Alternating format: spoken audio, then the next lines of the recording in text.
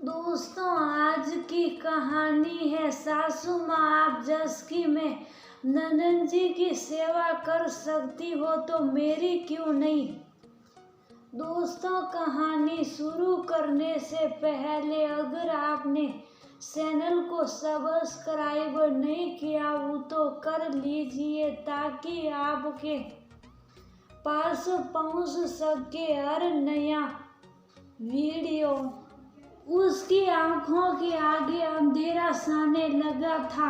लग रहा था जैसे अभी वह शक्कर खाकर गिर पड़ेगी। किसी तरह खुद को संभाला और रसोई में गई। सिंक में पड़े बर्तनों को देखकर उसकी रुलाई फूट पड़ी। फ्रिज के ऊपर रखी हुई घड़ी पर यकीन नजर पड़ी। उसकी नजर पड़ी घड़ी की सुइयां तेजी से घूम रही थी। वो भी तेजी से अपने हाथों को चलाने लगी। अभी चावल, रायता, पापड़ और सलाद बाकी था।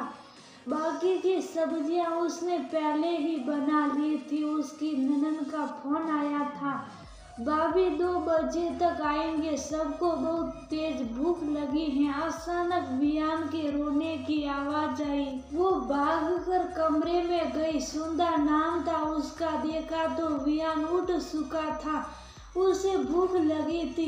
कुनमुना भी रहा था। शायद उसकी नींद पूरी नहीं हुई थी। सुंदर ने अनुमान लगाया आधा घंटा तो लगेगा वियान को दूध पिलाकर सुलाने में। जल्दी से उसने कुकर में चावल चढ़ा दिया और फिर सुलाने लगी। बिखरे हुए बाल, जैसे तैसे साड़ी पहनी हुई, चेहरे पर थका नींद से बोझिल होती आंखें और उन आंखों से टप टप टपकता आंसू। शायद वो परेशान हो गई थी ये न खत्म होने वाले घर के कामों से। दूध पिलाते पिलाते थोड़ी देर आराम के गोद में खुद भी बैठ गई। अभी वियान मात्र 25 दिन का हुआ था। उसे देखने उसके दादा दादी और छोटी बुआ गांव से आई हुई थी। सुंदर अपने पति के साथ शहर में रहती थी। जब वियान होने वाला था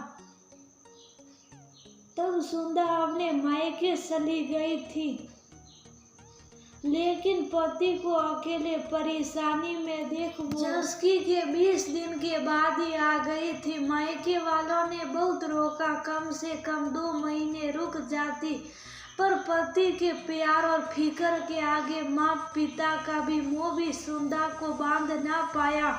सुंदर आ गई थी। हंसी खुशी दोनों अपने परिवार में नए सदस्य का लालन पालन करने लगे। सुंदर का शरीर अभी कमजोर था और वियान के दादा दादी ने अपने पोते को देखा नहीं था, इसलिए वह शहर अपने पहले पोते को देखने आए। सुंदर के पति राजी बहुत खुश हुए। देखना अब तुम्हें थोड़ा आराम हो जाएगा, लगे हाथ छोड़ के लिए रिश्ता भी देख लेंगे। फिर भी सुंदर चिंता में थी। अब वह बहुत जल्दी थकने लगी थी।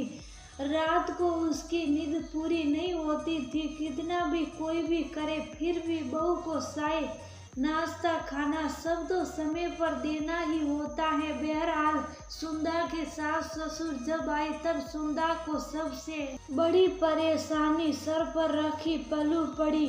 वियान के होने के बाद तो नाइटी में ही रहती थी, पर अब से गज की साड़ी, उस पर सर पर पल्लू। छोटा वियान जब तक उसको दूध पीता फिर सो जाता। सुंदर सुबह उठकर सबके लिए चाय नाश्ता खाना बनाती। वही नंद काम से कोई मतलब नहीं रखती। दिन भर टीवी देखती रहती या फोन चलाती। फिर सुंदर अपने मुंह से कैसे कहती कि थोड़ी मदद कर दीजिए। वैसे भी सुंदर सकोसी स्वभाव की थी।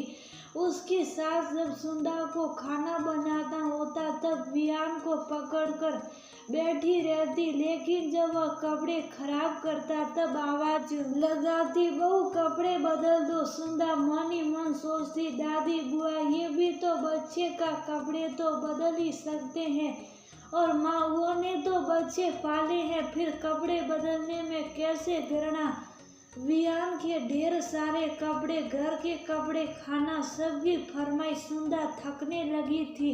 कभी कभी सुंदा की परेशानी देखकर राजीव अपनी माँ से कह देता, माँ आज आप सब्जी बनाओ ना, आपके हाथों की खानी है। अरे अभी भी तुझे मेरे हाथों की खानी है, मैं तो सिर्फ अपने पोते को खिलाने आई हूँ। 2-4 महीने अच्छे से मन भर कर जाऊंगी। इधर सुंदा को 2-4 दिनों में और कमजोरी महसूस होने लगी। नाश्ता सुबह सबको कराने के बाद करती। दोपहर का खाना जब तक सास ससुर नहीं खा पाती थी। एक बार राजीव ने कहा भी था, सुंदा आओ तुम भी खा लो, पर सास ने ये कह दिया, बहू हमारे साथ खाएगी तो परोसेगा कौन। तब से सुंदा अकेले ही खाती। कुकर की सीटी से सुंदा की जैसे नींद से जागी। वियान को दूध पिलाते पिलाते कब उसको झपकी आ गई थी पता ही नहीं चला। झट से सुलाकर किचन की ओर भागी। कम आंच पर सड़ा कुकर 2 सीटी मार चुका था। उसने जल्दी से खुद को थोड़ा ठीक किया। किचन में बसे हुए काम करने लगी। सास ससुर ननद बाजार से खरीदारी करके आ चुके थे। बहू खाना निकाल दो। सुंदा ने खाना परोस दिया। अरे पापड़ नहीं तले और सब्जी में कोई स्वाद नहीं है मम्मी जी, वो वियान आज गोद नहीं छोड़ रहा था। सुंदा ने रात की बसी हुई सब्जी और सुबह की जो था वो भी सामने रख दिया, पर उन लोगों ने एक एक चम्मच थाली में लेकर हाथ तक नहीं लगाया। मन मारकर आखिरी में सुंदा को बचा हुआ खाना पड़ता। फेंकती कैसे सास को पता चलता तो 4 बात और सुना देती और उसकी ननद लगभग रोज कुछ ना कुछ छोड़ती या बर्बाद करती थी। राजीव को सुंदा के चेहरे पर थकान साफ साफ दिखाई दे रही थी। उसने एक सहायिका लगाने के लिए कहा था, पर सुंदा ने बढ़ते खर्चों का हवाला देते हुए मना कर दिया था। पर अपने घर वालों का रवैया देखते हुए वो आज था।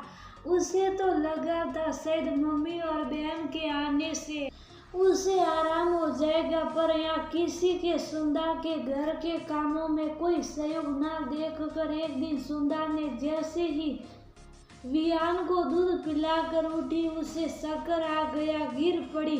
राजीव ने उसे संभाला और उसकी एक न सुनते हुए एक घरेलू सहायिका लगा दी। पत्नी की इतनी सेवा करते देख सुंदा की सास ने तेवर जरूर दिखाए, पर राजीव सुंदा के लिए खड़ा रहा और साफ साफ कह दिया, माँ सुंदा को अभी अभी माँ बनी है, उसे विशेष आराम और देखभाल की जरूरत है। वह शादी तो कुछ समय और अपने मायके रुक सकती थी, लेकिन उसने मेरे बारे में सोचा। मैंने भी सोचा चलो आप लोग आ जाएंगे तो बेबी को और घर के कामों में मदद कर देंगे, लेकिन आप लोगों से मुझे ऐसी उम्मीद। दीदी भी तो अपनी जस्की के लिए मायके आई थी, तो क्या आपने उनके साथ ऐसा ही व्यवहार किया था फिर बहू के साथ। सुनिए, सुंदा ने राजीव को शुभ रहने के लिए कहा, पर राजीव ने कहा, नहीं बस सुंदा, मुझे लगता है तुम्हारी इस हालत का जिम्मेदार मैं हूँ। नहीं आप नहीं, चलो तुमको मैं मायके ही छोड़ आता हूँ, जब शरीर को आराम हो जाए फिर आ जाना। घर में कुछ समय तक सन्नाटा पसरा रहा। सब अपने कमरे में चुपचाप थे। तभी रसोई से कुछ बनने की आवाज आ रही थी। धीरे धीरे पूरे घर में घी की खुशबू फैल गई। सास ने कहा, सुंदा आजा, देख तेरे लिए मैंने गुड़ के लड्डू बनाए हैं, देखना इसको खाने के बाद तेरी सारी कमजोरी भाग जाएगी।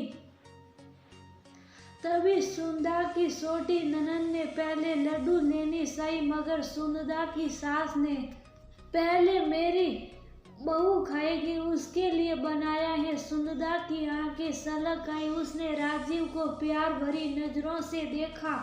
उसने लड्डुओं को एक थाली में परोसा और कहा, चलिए माँ सब एक साथ खाएंगे। अब सुंदा आखिरी में नहीं सबके साथ मिलकर खाती और बनाती। अब थकान कम होती क्योंकि अब सबने अपने हिस्से के काम का बंटवारा जो कर लिया था।